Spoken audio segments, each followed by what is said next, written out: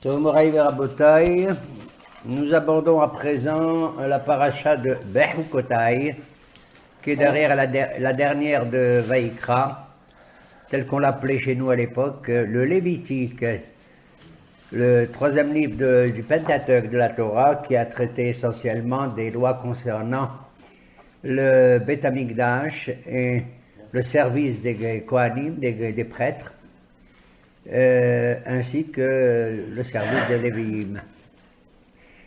Et nous concluons avec cette paracha donc de Bechukota, une espèce d'injonction à la suite de la paracha précédente que nous n'avons pas étudiée ensemble ici, qui est la paracha de Béar, et dans laquelle on précise le sujet central était la Shemitah, c'est-à-dire l'année sabbatique, absolument quelque chose d'absolument incroyable que Akadosh Baruch Hu a offert au peuple juif et au regard des nations aussi, à savoir que pendant 6 ans on travaille la terre et la 7e elle s'appelle le Shabbat de la terre, qui est consacré à l'éternel. Shabbat Haaretz, Shabbat l'Hashem.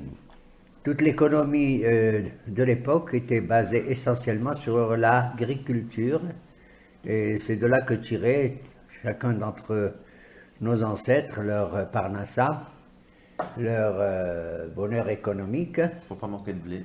À tel point que la question s'était posée que est-ce que il ne s'agissait pas d'une mise en jachère de la terre, comme on l'imagine, comme si elle avait besoin, elle, de repos, mais effectivement, c'était de permettre à l'ensemble du peuple juif, qui était donc agronome, de respirer un peu, d'une certaine manière, et d'autre part, de prendre conscience quelle est la véritable définition et la relation que nous avons vis-à-vis de la notion de propriété, la propriété.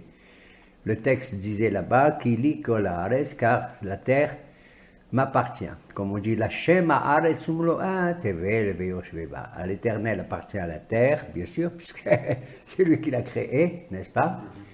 À tel point qu'on nous demande même avant de boire quelque chose ou de manger quelque chose, de faire une bracha. Parce que manger ou boire quelque chose, c'est tout simplement du vol. Tu prends quelque chose qui appartient à qui? À Kadosh Baruch Hu, qui a fait sortir tout ce dont on a besoin de la matrice, du ventre de la terre.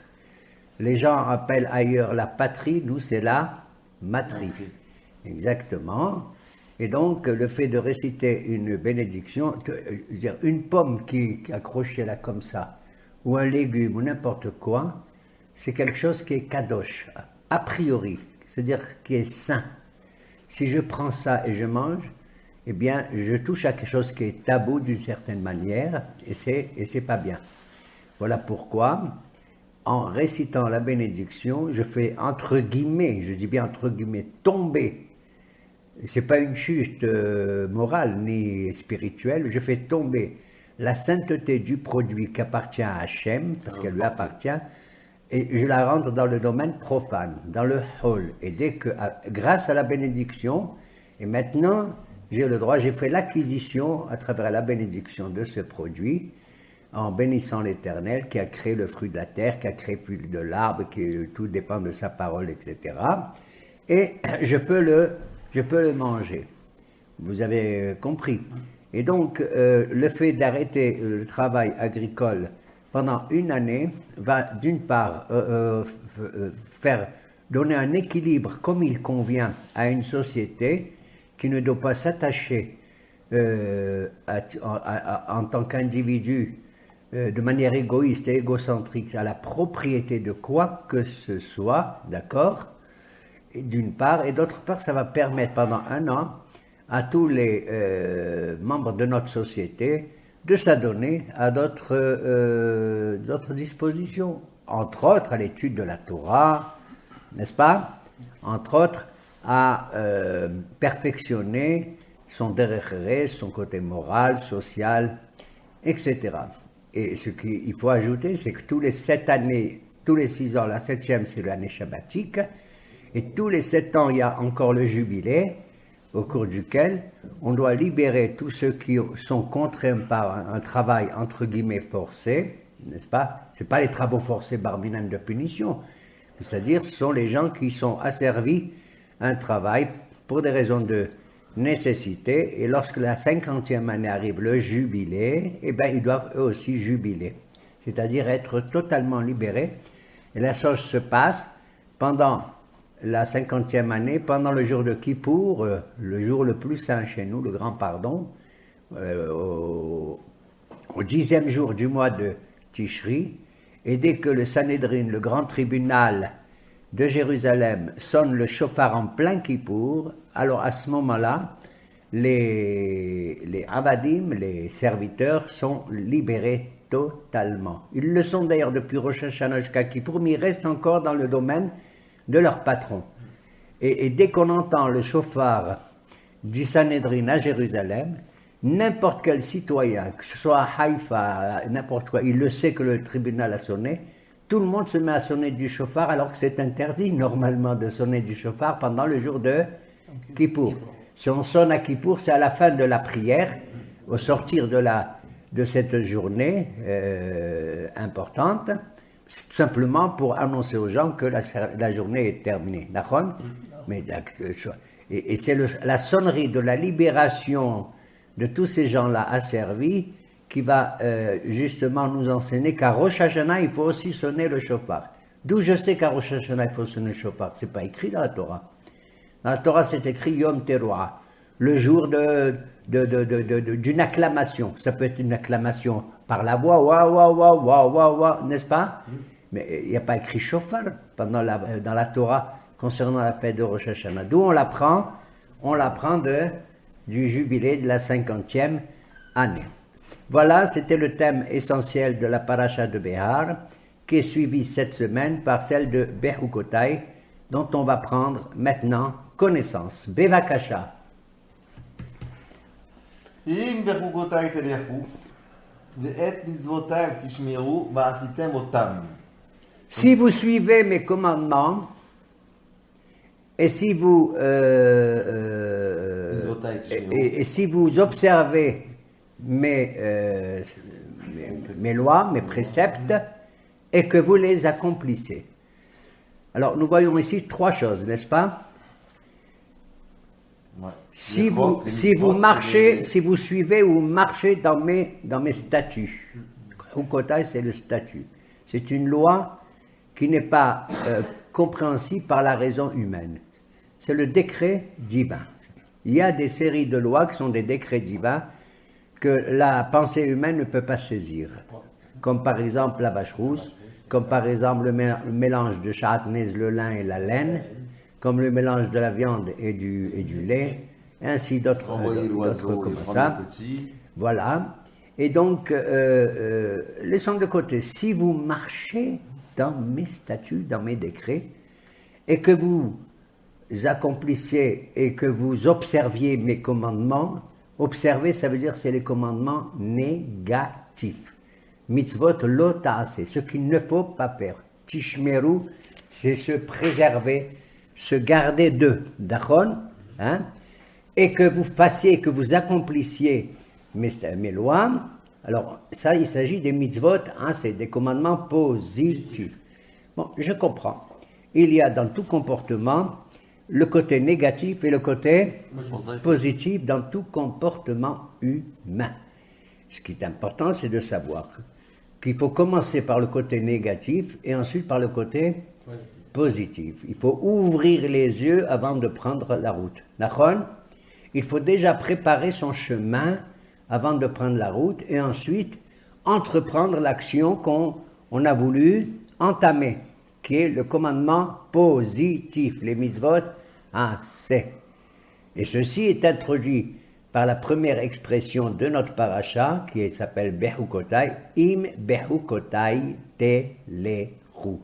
Si vous marchez dans mes préceptes. Alors, si vous marchez dans mes préceptes, on a déjà dit tout à l'heure, il y a des commandements négatifs et des commandements positifs. Qu'est-ce qu'il y a en dehors? Il n'y a rien d'autre. Qu'est-ce qu'il y a entre le négatif et le positif? Il y a autre chose?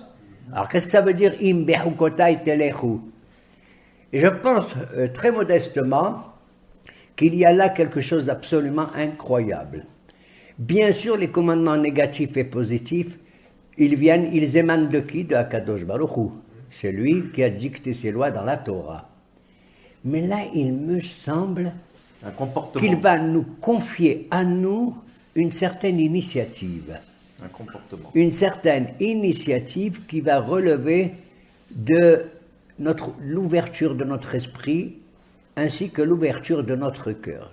Tout se passe comme si Akadosh Baruch Hu veut voir si on est habilité à suivre ses commandements négatifs et ses commandements positifs. Et comment il le dit dans la Torah? Si vous marchez.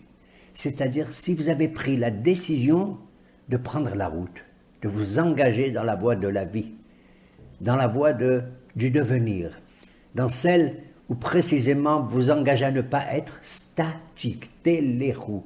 Si vous marchez, il voudrait voir ça, parce qu'il a insufflé en nous quelque chose qui fait que même avant de recevoir les commandements négatifs et positifs, qui figurent dans les 613 commandements, n'est-ce pas? Il y en a 248 positifs et 365 négatifs, n'est-ce pas? Il nous dit, Be'ukotai teleru. Vous devez, si vous-même vous prenez l'initiative de vous dire, je suis dans un monde dans lequel effectivement, je dois, en tant qu'être humain qui est le couronnement de toute la création, de la nature, du ciel, de la terre, des arbres, des océans, etc., si je suis en mesure, moi, de développer ce monde que Dieu a créé et de le conduire à sa perfection. Et il veut que moi-même je me soulève, moi-même je veuille entamer et prendre le début du chemin. Et dans ce chemin après, bien sûr, dès que je prends le chemin, la première des choses, je dois vérifier s'il n'y a pas des obstacles, c'est les commandements négatifs. Hein? Je dois vérifier avec mon Waze, avec tous les éléments dont je dispose. Et c'est la première des préventions. Savoir quelle est la durée du voyage, quel est le but que je dois atteindre, et si j'ai évité tous les dangers, les embûches et les pièges du trajet que je veux entreprendre, à partir de là, hop, je commence mon intervention positive et active. D'accord? Je ne suis pas uniquement sur la défensive, mais je dois l'être au début. C'est ce que le Ramchal dans Mesilat Yesharim a dit dans son premier chapitre qu'il a intitulé Zehirut. Ça veut dire quoi Zehirut? La prudence. Zehirut, attention. Et le deuxième chapitre, il a appelé comment? Zerizut, le zèle. D'accord? Et c'est ainsi que, effectivement, celui qui évite les embûches et les pièges qui existent dans ce monde. Pourquoi les pièges et les embûches existent? Tout simplement parce que le monde qui était à l'origine respirable extraordinairement pendant les 6 jours de la création a fait tomber par le péché d'Adam Arishon, celui de la terre aussi, celui de la lune et d'autres choses, a fait tomber la nature dans une espèce de fixation, elle est devenue figée, et la nature est devenue, pour ainsi dire, un masque qui cache la présence divine, qui est la véritable lumière, d'accord? Et donc nous devons compenser ce manque de lumière, qu'hélas la nature, la pauvre, elle se plaint, elle n'est pas contente de tout ça, mais elle est tombée, et à cause de nous d'ailleurs aussi, et on veut l'élever d'une certaine manière, im behukotai teleru. Et c'est notre initiative unique qui va la rehausser à ce qu'elle était avant, c'est-à-dire quelque chose de merveilleux, à savoir que la nature était douée, comme le ciel, comme tout, etc., du libre arbitre, d'une pensée, d'une connaissance, que nous ne connaissons pas maintenant. Et donc, im behukotai teleru vet misvotai, etc., qu'est-ce qui va arriver si on est des êtres parfaits? À travers le premier verset de cette paracha, qu'est-ce que le bon Dieu il va faire? Deuxième verset. Deuxième verset. Venatatini gishmechem be'itam. Je donnerai votre pluie, j'aime bien l'expression, pas la pluie. Je donnerai votre pluie be'itam en son temps. Venatena haaretz yevula etz. Et la asare, terre item donnera kelio. sa production et le champ donnera le fruit D'accord? Les arbres de fruits. Dis-moi, c'est important tout ça? Moi, je m'attendais, tu sais, à quoi? Ouais, une médaille. Dis-moi, la Torah, elle est là. Elle me dit, tu sais, si tu suis mes commandements et tout, si tu es gentil et tout, je vais te donner 3 bonbons et je vais te donner un verre d'eau. Et je viens d'arriver sur Terre, c'est ça que tu me proposes? Moi, je m'attendais à quoi? Je sais pas, je vais te donner le diplôme, le certificat de l'être humain parfait, non? Je vais te faire des ailes, je vais te... Est-ce que je sais, moi, t'élever à un degré absolument fantastique. Sublimé. Je vais vous donner la pluie, votre pluie en son temps, la terre va donner sa production. Qu'est-ce qu'il va nous donner encore? Vehigish lachem Daïsh, Isig lachem Daïsh et Batsir, ou Batsir Yasig et Zara. Vous n'avez pas besoin de moi. En fait. Et à ce moment-là, les travaux agricoles, qui sont les travaux agricoles, qui sont le labourage et l'ensemencement et la récolte, vont tellement être rapides et tout merveilleusement, ils vont s'accrocher comme dans des maillons de la chaîne facilement. Vous allez labourer, hop, et vous allez ensemencer, hop, ouais, sans problème, et après vous allez récolter. Tout se passe vraiment dans une planification extraordinaire. Dans la quiétude. Dans la quiétude. Qu'est-ce qu'il va nous donner encore? Alors, la et vous mangerez votre pain à satiété. Et vous allez vivre tranquillement dans la paix, dans la tranquillité dans votre pays. Et je donnerai la paix dans le pays. Vous dormirez sans être inquiété. Et je ferai cesser les bêtes féroces je ferai disparaître les bêtes féroces du pays. Qu'est-ce qu'ils ont fait les malheureux, les bêtes féroces?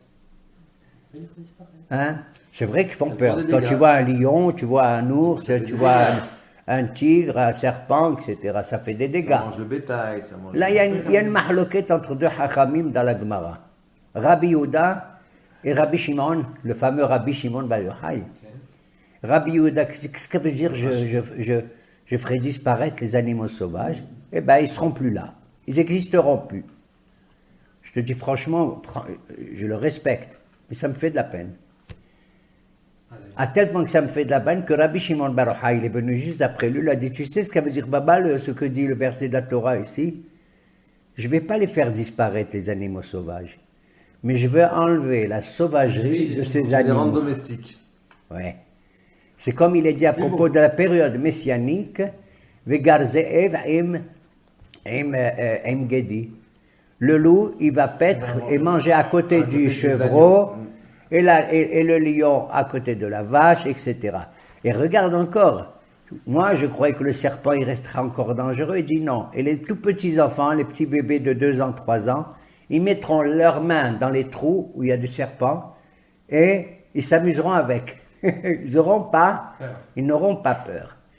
Ils n'auront pas de danger surtout, ils ne seront pas en danger. Disons là maintenant, je vois, waouh, ça a évolué. Au début c'était la pluie, après la boustipaille, d'accord?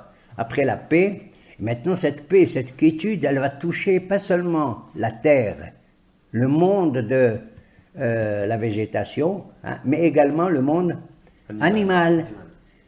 Ah, d'accord, ça c'est si on suit les commandements. Et après, il y aura la paix. Et après, qu'est-ce qu'il y aura? Voilà, Venatati Shalom Ba'aretz, non, ça on l'a lu. Et l'épée ne passera pas, ne traversera pas votre pays. Ça veut dire quoi? S'il y a la paix, il n'y a pas l'épée.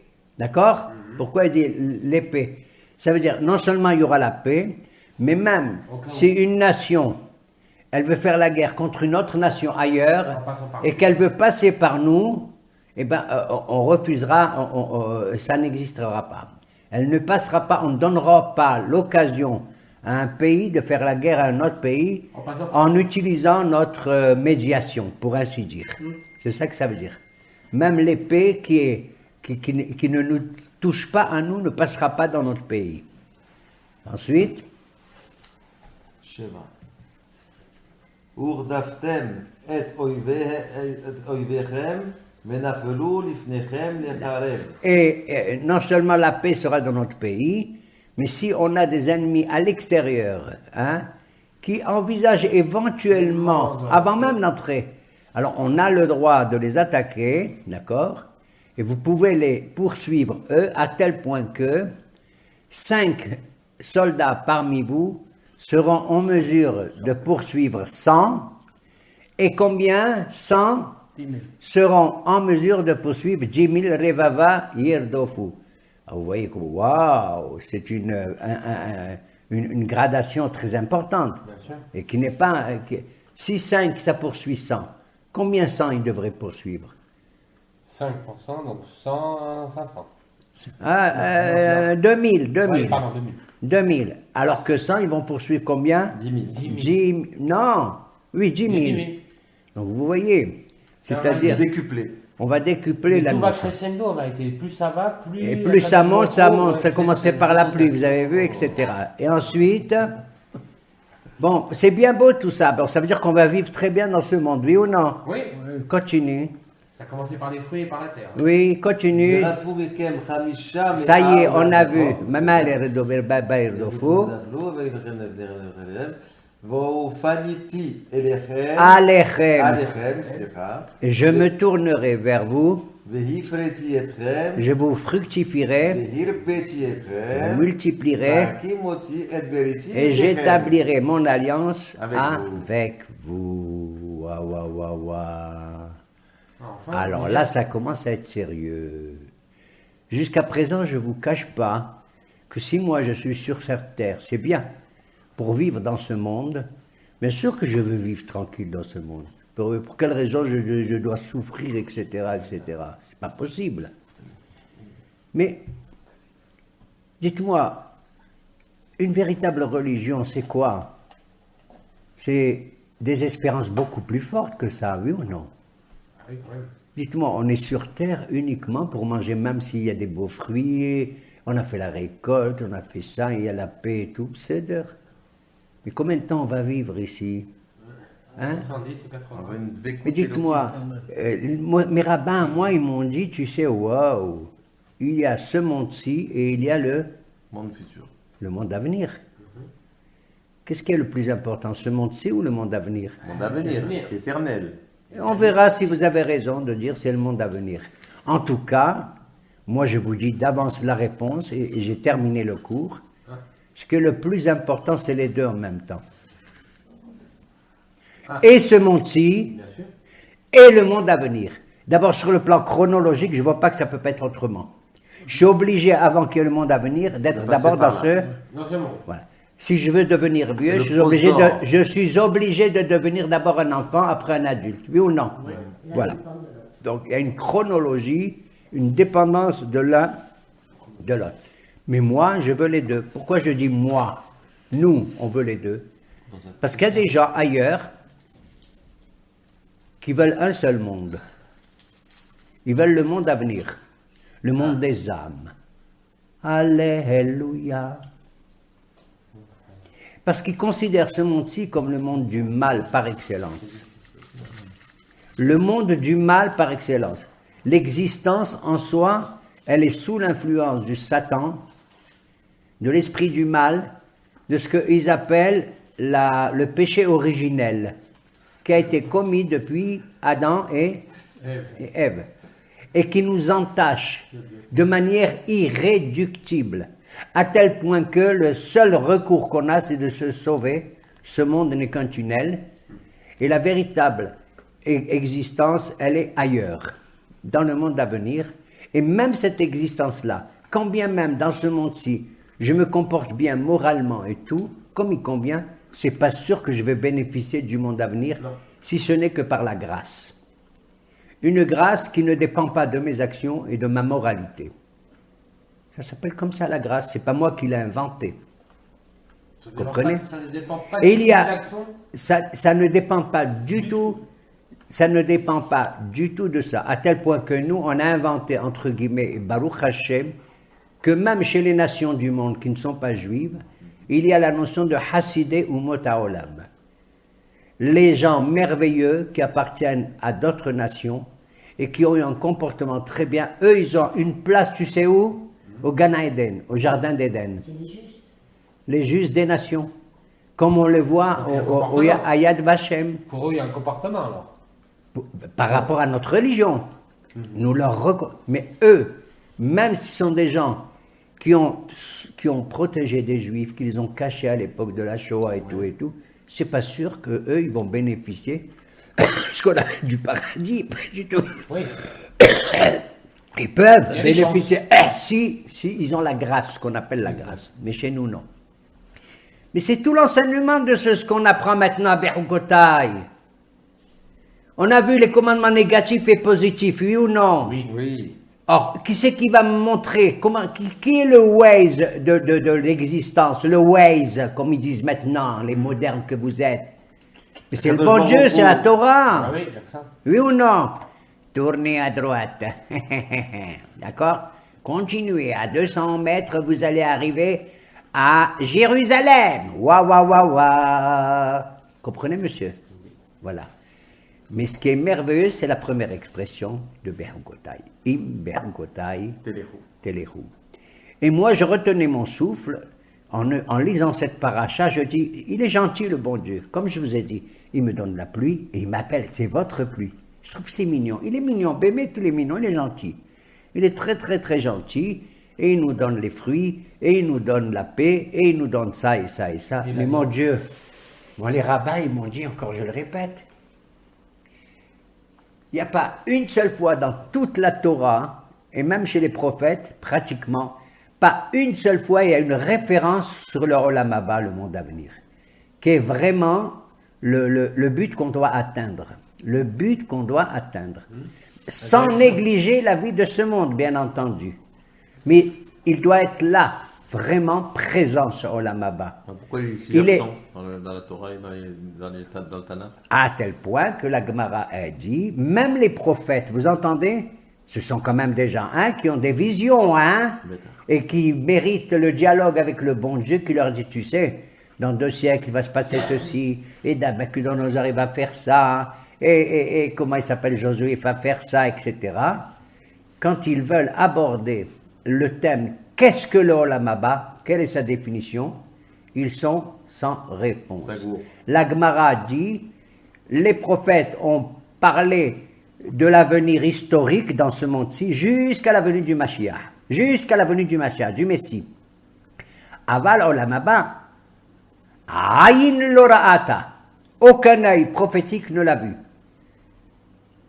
Aucun œil prophétique ne l'a vu. Peut-être qu'ils l'ont vu et que, je vais te dire, même s'ils l'ont vu, ils l'ont pas vu. C'est ce que dit la Gemara. Mais même si, je vais te dire, tu vas me demander, toi, qu'est-ce que c'est que le monde à venir? Demande-moi à moi, qu'est-ce que c'est ce monde-ci, je peux te le dire. Parce que j'ai fait des études, j'ai étudié la géographie, la géologie, les mathématiques, j'ai étudié l'agronomie, d'accord? J'ai étudié l'astronomie, j'ai étudié tout, grâce à Dieu, ce que l'humanité elle me propose dans les universités, dans les écoles et tout et tout. Je peux te décrire ce monde. Bien sûr, il est énorme, il est grand et tout, bien sûr, mais il est abordable. Il est à portée de ma main, à portée de mes yeux, de mes oreilles, de mon intelligence, de mon souffle et tout ce que tu veux. Je peux le décrire. Maintenant, même un prophète, tu vas lui dire, qu'est-ce que c'est que le Olam Haba? Il dit, je ne sais pas. Quoi, tu ne sais pas? Non? Alors tu n'y crois pas? Mais si on y croit au Olam Haba, mais bien sûr. Mais je ne peux pas te le décrire. Et c'est pour ça qu'on appelle ça le Olam Haba. Tu as compris? Ce bonheur qui est accessible, la pluie qui tombe, et la paix, et tout, et tout, et tout. Bien sûr, ces merveilles sont des moyens. Ce sont des moyens extraordinaires que je peux palper, mesurer, sentir, voir, entendre et tout. Et je veux les développer. Et je veux participer à tout ce bonheur terrestre et tout. Mais ce n'est pas notre but essentiel. Notre but essentiel, c'est de traverser ce monde comme il convient pour parvenir au Olam Haba. Bon, mais dis-moi, pourquoi tu ne me dis pas qu'est-ce que c'est que le Olam Haba? Mon Dieu! J'ai étudié Jérémie, Ézéchiel, j'ai étudié les prophètes, j'ai étudié le roi Salomon, le plus sage de tous les mondes, j'ai étudié Moshe Rabbeinu et tout. Ils n'ont pas écrit un seul mot clair. Ils n'ont pas dit le Olam Haba, c'est ça, ça, ça, On sait ça que le et Shabbat, ça. c'est un 60e du Olam Haba, c'est tout ce qu'on sait. On sait que le Shabbat, c'est Me'en Olam Haba. C'est une manière de dire, effectivement. Effectivement. Bon, d'une certaine manière, ça veut dire que c'est l'aspiration à un repos, hein, le Shabbat, dans lequel, Il y a une approche à ce de moment-là, proximité avec le j'ai la même attitude que le bon Dieu. Le bon Dieu, il a créé le monde en 6 jours et le 7e, il s'est Reposer. arrêté. Ah, tu as touché du point quelque chose de magnifique. Si je me suis arrêté le Shabbat comme il me l'a prescrit, le bon Dieu, ça veut dire que je ressemble à qui? Lui. Au bon Dieu. Et si je ressemble au bon Dieu, ça veut dire que j'arrive à un degré où je le ressemble. Il a créé l'homme, à l'image divine. Betzelem Elohim asa et Adam. Ça veut dire que l'Olam Haba, mine de rien, j'ose vous le dire sans prétention, c'est quand le bon Dieu il se tourne vers moi et que moi je me tourne vers lui. Dites-moi, tu peux décrire ça, toi? Et où je trouve dans cette phrase, dans cette paracha, une allusion à ça. Le Olam Haba n'est qu'une allusion. Tu l'as lu, le dernier verset que tu as lu, Ufaniti alechem. Je me tournerai vers vous. Qu'est-ce que ça veut dire paniti, monsieur? Ça vient de quel mot en hébreu? Lifdot. Regarde-moi ça, il faut. Femme. Voilà. Panim, Excusez-moi, frère. paniti, panim. Je montrerai mon visage. Quand quelqu'un il te tourne le dos, ça veut dire qu'il est en colère contre toi, ou ne veut pas te parler, oui ou non? Mais si je te regarde à toi, je dis, ma comme il est hello, mon suédois. Et alors quand Moshe est monté alors, et qu'il a regardé la face d'Hachem, Il a regardé panim, el panim et tout, mais il n'a pas su nous dire comment c'était. Alors on utilise des mots, la lumière, on utilise le son, on utilise tout ce que vous voulez. Il y a une impossibilité de décrire quelque chose qui reste toujours une aspiration, pas inconnue, mais enfin, désirable toujours. Si moi je te dis, si tu fais ça et ça et ça, à un enfant, tu auras 3 chocolats et 4 bonbons. C'est d'air, il fait ça, il aura 3 chocolats. Mais si je le dis, l'Aziz, si tu fais ça et ça, bien sûr tu auras un chocolat entre-temps et 2 bonbons, mais je te réserve quelque chose, et je lui dis pas. Tu vois où est-ce que son esprit va maintenant aller, etc., etc. C'est le bonheur. Un bonheur qui n'est pas mesurable, qui n'appartient pas aux dimensions de la terre où je suis. La terre où je suis, elle a 3 dimensions. Oui ou non? Tac, tac, le haut et le bas, c'est tout. Elle a ces 6 directions comme ça. Le Olam Haba, il est impossible de le décrire. Et c'est ça qui fait le bonheur. Or, ce seul bonheur, c'est quoi? Qu'est-ce que je vais voir, moi, au Olam Haba? Tu vas me dire, je vais voir quoi? De l'air qui est plus léger que l'air d'ici? De l'eau qui est moins mouillée qu'ici? D'un feu qui est moins brûlant qu'ici? Qu'est-ce que tu vas me dire? Qu'il y a des bonbons plus sucrés, moins sucrés, qu'il y a du Coca-Cola 0, moins 25? Dis-moi, tu crois que je vais croire dans ce bonheur, même s'il dépasse le bonheur de la terre? La véritable définition de ce bonheur, c'est de ne pas le décrire et de le laisser dans l'espérance de notre cœur. Et que cette Torah qu'on a lue, tu sais, on ne la lira plus dans les versets, on ne la lira plus dans les pages, on la lira où? Dans le cœur. Dans notre cœur et dans notre tête. C'est ce qu'il a dit. C'est ce qu'il a dit le prophète Isaïe et tout. Ve'al-libam irtovena. J'écrirai cette Torah dans leur cœur, véritablement. L'homme devient plus qu'un Sefer Torah. Quand je pense qu'on se lève devant un Sefer Torah à la synagogue, c'est bien. C'est le respect et tout. Et quand je pense qu'il y en a qui ne se lèvent pas, comme ils disent Hachamim, devant un grand Talmid Hacham, qui est la Torah vivante, alors là je dis franchement, à quoi sert un Sefer Torah qui est fait d'un parchemin comme ça, avec des lettres noires et tout, hein? Et celui qui est vivant, qui la porte et tout, et qui l'enseigne, et qui la vit et tout, c'est pas possible. Donc il y a une impossibilité. Et heureusement, il ne faut pas être désolé parce que je ne suis pas capable, ni moi, et certainement les prophètes eux-mêmes, de me décrire le Olam Haba. Il est donné ici par allusion, dans ce passouk. Moi je croyais, franchement, si je suis les commandements, et si je marche dans la voie divine, Bergotai, Telechu, etc., etc., à ce moment-là, pourquoi c'est bien d'une impossibilité de le décrire. La chose est comparable à quoi? La chose, pourquoi on ne peut pas décrire le Olam Haba? Elle est comparable à deux bébés qui sont jumeaux. Ils sont dans le ventre de leur maman. Ils sont là, ils ne savent pas combien de temps ils sont là et tout, mais ils sont très très bien, crois-moi. Ils mangent ce qu'elle mange, ils ressentent ce qu'elle ressent, elle écoute de la musique, ils écoutent de la musique, etc. Non seulement ça, tout est gratuit. Ils ne payent pas le loyer et ils sont à la piscine tout le temps. D'accord? Ils sont dans la piscine tout le temps. Et pour eux, c'est le bonheur extraordinaire. Ah, je vais te dire autre chose. Ils ne sont jamais sales. Et ceux qui mangent, ils ne rejettent rien du tout. Hein? Ils respirent comme il faut et tout et tout. Et non seulement ça, mais ils étudient. Ils apprennent des choses extraordinaires, eux, là-bas dans le ventre. Un ange est là. Il y a une lumière extraordinaire qui leur monte du début de là à là. Et dans leur monde à eux intérieur, utérin. Et ils ont, comment on appelle ça, le maître, l'enseignant par excellence, c'est un ange.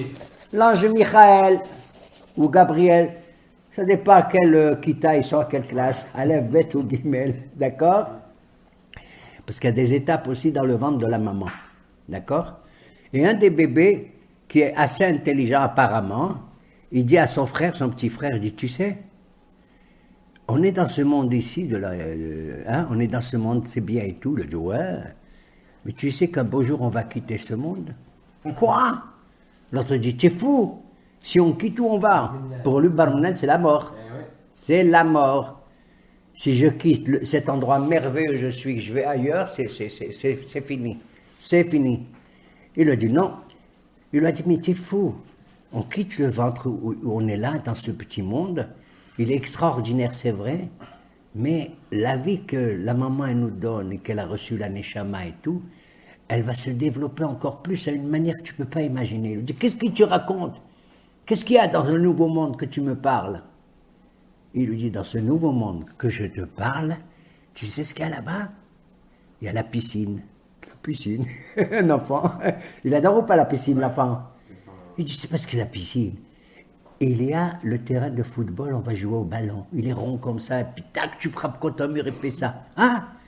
Et il dit, mais qu'est-ce que ça veut dire ballon? Il ne comprend pas les mots! Le bébé dans le ventre, il comprend le mot ballon. Il lui a dit, tu sais, il y a le ciel, il est tout bleu. Il y a des jardins, il y a des bonbons. Hein? C'est bobo. Il y a des chocolats. Qu'est-ce qui est chocolat?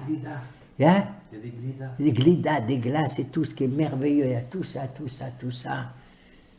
Tu as beau utiliser ces mots, ça ne fait pas partie du lexique, du dictionnaire actuel.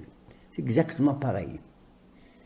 Il n'y a aucun mot actuel qui est dans notre dictionnaire terrestre, hein, qui puisse me faire comprendre. Comment il y a le Haba? Je ne sais même pas quel est le langage du Olam Haba. Je ne sais même pas quels mots ils vont, et s'il y a des mots d'ailleurs, je ne sais pas.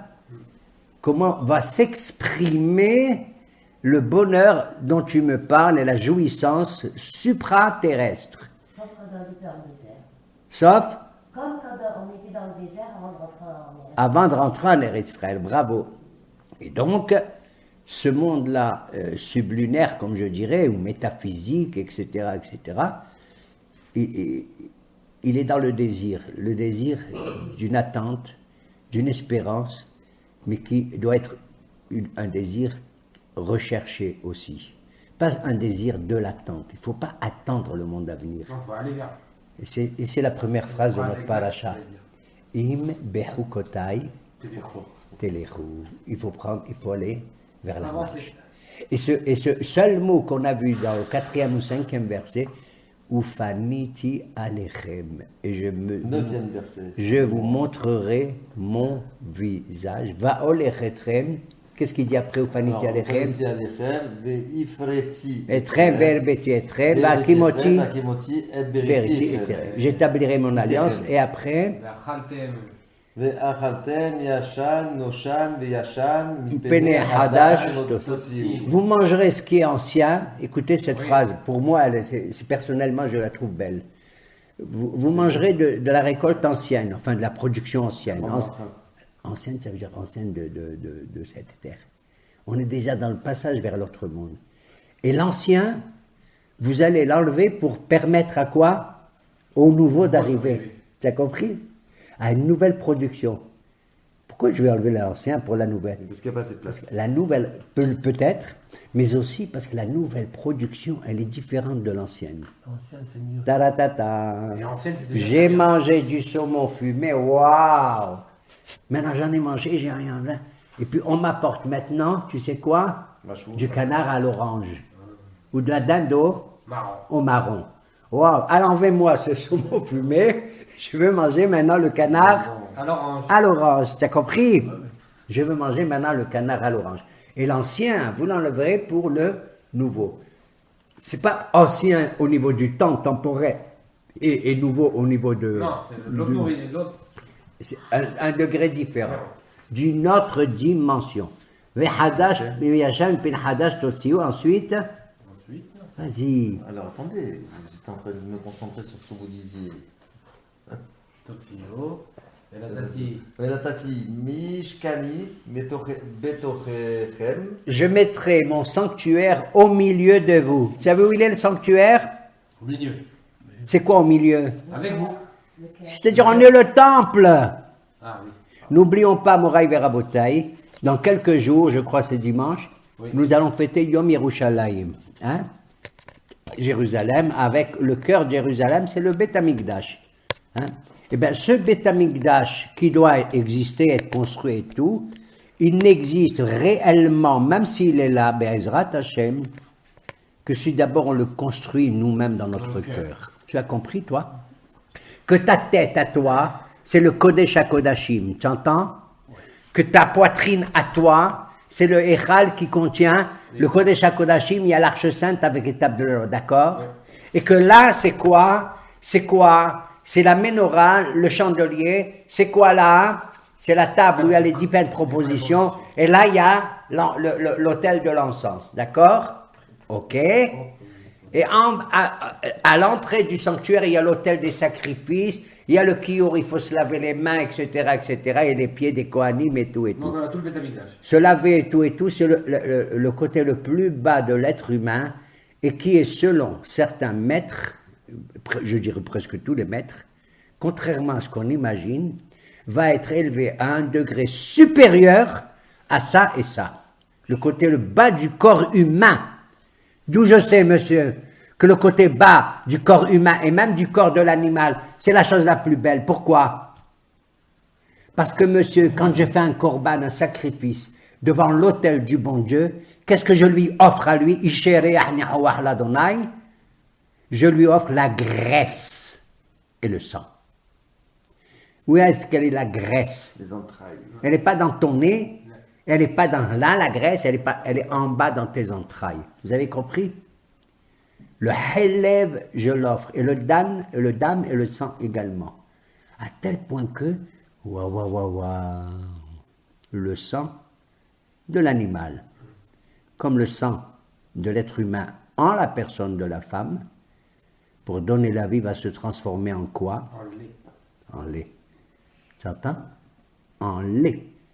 Et c'est d'ailleurs le lait que, en général, les aliments lactés, on va privilégier le jour de la fête de Shavuot. Shavuot. Har gabnunim, har bashan.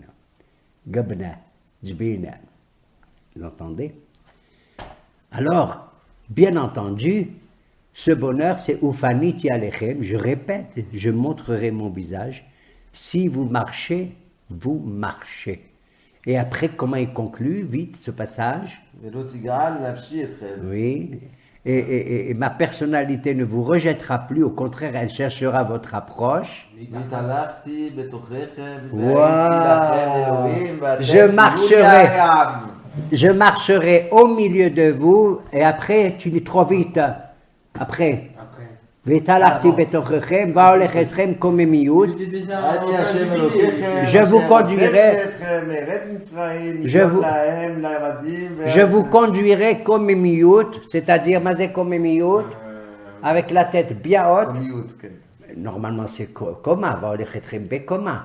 Pourquoi קוממיות? C'est le double. Vous aurez une stature et une taille double. De quoi? Pourquoi double? De quoi? Je mesure combien? Moi, je mesure, je vais avoir 3 mètres maintenant. La tête haute, avec dignité. C'est une image. honneur. Tu sais de l'image de qui?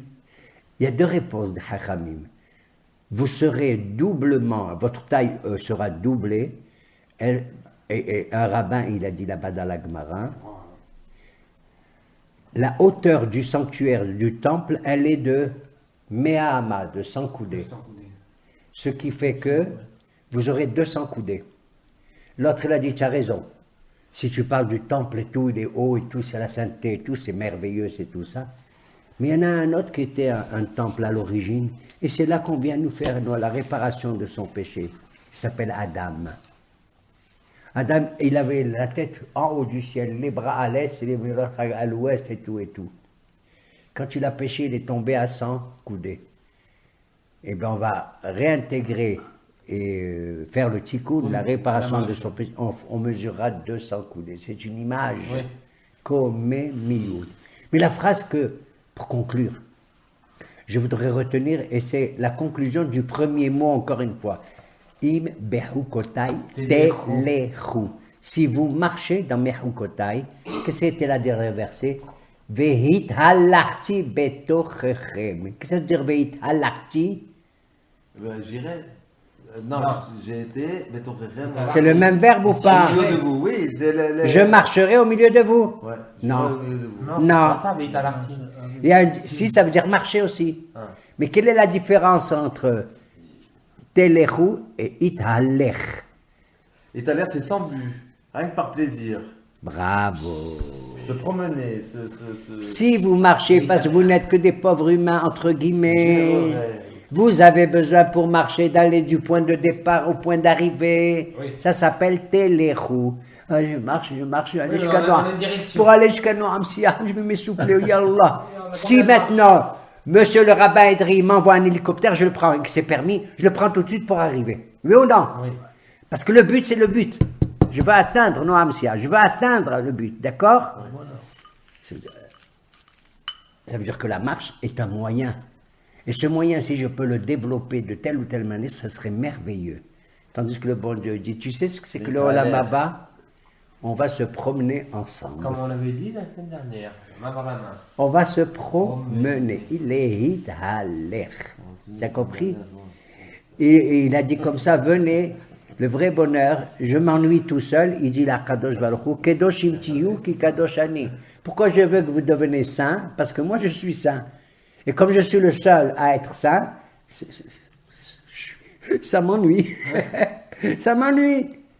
Je veux que vous soyez saints. Et c'est pour ça que je vous ai, mamash, créé. Et Rachi et d'autres et tous, ils disent, ça s'appelle les shashorim, la nostalgie du bon Dieu et le plaisir incroyable qu'il a de partager avec nous, j'allais dire son existence. C'est honteux de dire ça. Partager notre existence. Hein? Notre Comme associé. Comme un associé, et que nous vivons ensemble. Parce que c'est pas pareil, la marche vers un but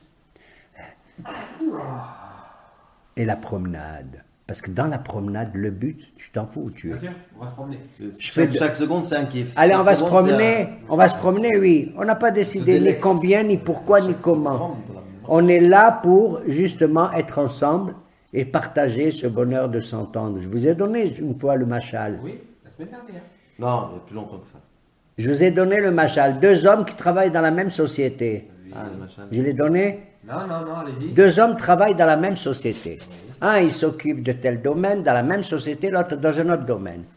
Pour faire avancer la société, il faut qu'ils se rencontrent pour échanger leurs idées.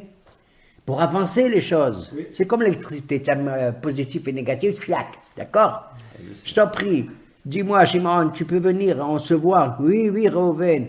Écoute, toi tu travailles dans le domaine électrique et moi je travaille dans le domaine magnétique. Il faut qu'on se voie pour faire avancer le sujet, le projet qu'on a. Oui, oui, oui, on se voit. On a le plaisir de se voir peut-être. On s'invite au café, on boit quelque chose. Et qu'est-ce qu'on fait? On échange nos idées et tout pour faire fructifier l'affaire, d'accord? C'est bien ou c'est pas bien? C'est bien ou pas? Oui, c'est bien. C'est très bien. Mais il y a un petit quelque chose. C'est Reuven et moi, on a un intérêt dans l'affaire. Il y a un côté égoïste, entre guillemets, personnel dans l'affaire. S'il vient, c'est parce que j'ai besoin de lui. Et si moi je viens, il a besoin de moi. Et le temps de la conversation sera dès qu'on a fini, dès qu'on a bouclé. On a bouclé le sujet. Ah ouais, c'est bien, super, etc. Allez, barrage à faire, il faut que je m'en aille. Excuse-moi, hein. T'entends? Ouais. L'autre machin, l'autre parabole est la suivante. Ces deux amis, ils ne se sont pas vus pendant 40 ans. Et moi, j'ai vécu ça. Il m'a appelé, et je l'ai vécu il y a 2 mois. Un homme, il m'a appelé, et je ne l'ai pas vu depuis 45 ans peut-être. Il a trouvé mon numéro de téléphone et tout. Je savais qu'il vivait en Amérique. On s'est perdu de vue. On s'est fréquenté peut-être même pas 1 an à l'école rabbinique. Il m'appelle, je deviens fou. J'ai tout de suite, dès qu'il m'a dit son nom, j'ai sursauté et lui, il était plein de bonheur. Qu'est-ce qu'on a à se dire? Il me dit, j'ai envie de te voir. Je lui dis, moi aussi. Dis-moi, est-ce qu'on a besoin d'avoir une raison de se voir ou pas? Non, il n'y a aucun. Quand on se donne Aucun rendez-vous, est-ce que c'est important de savoir si on va parler de la porte, de la grille, ou bien du temps ou de la politique? On s'en fout. C'est le temps qu'on passe ensemble qui est C'est de important. se voir face à face. Et on ne cherche pas à savoir quel est le contenu. Lui, il va dire toutes les bêtises qu'il pensait sur moi en rigolant. Et moi, alors là, je ne vous dis pas ce que je vais dire sur lui. Et il sera content. Vous comprenez? Le sujet n'est pas important. Ce qui est important, c'est que je le regarde et je me rappelle de lui et il me regarde. Oufanit alechem. C'est une vraie balade. Que la rencontre dure 1 demi-heure ou 2 heures, c'est pas important.